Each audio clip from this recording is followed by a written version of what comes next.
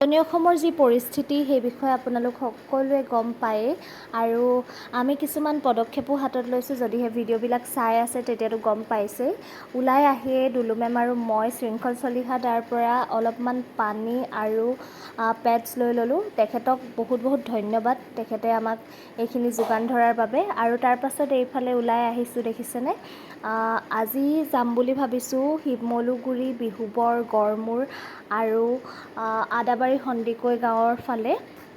বানপানী নোহোৱা ঠাইত বানপানী হৈ কিমান যে অনিষ্ট কৰিলে, ঘৰবিলাকৰ অৱস্থা চাবই নোৱাৰি আচলতে, একদম অৱস্থা বেয়া কৰি দিলে।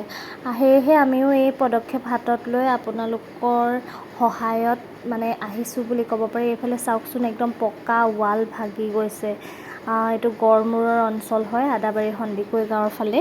এইফালে আমি আহি থাকোঁতে কৰা ভিডিঅ' এটা আছিল, চাওকচোন গাড়ীৰ লাইন দেখিছেনে। সঁচাকৈ মানুহ যে মানুহৰ বাবে সেই কথা আচলতে একদম প্ৰমাণ হৈ গৈছে আৰু গাড়ীৰ লাইন নিছিগে একদম। আমি মাজত বহুত দেৰি ৰ'বলগীয়াও হৈছিল, ইমান বেছি মানুহৰ ভিৰ। সেইদিনা দেওবাৰ আছিল যিহেতু, গতিকে বহুতো প্ৰান্তৰ পৰা মানুহ আহিছিল আচলতে। এই ভিডিঅ'টো আকৌ এসপ্তাহৰ আগৰে। আমাৰ এগৰাকী ষ্টুডেণ্টৰ ঘৰতো সোমাই আহিলোঁ, সিহঁতৰো একদম অৱস্থা নাই, গাড়ীয়ে চাবনে বস্তুৱে চাবনে একোৰেই অৱস্থা নাই।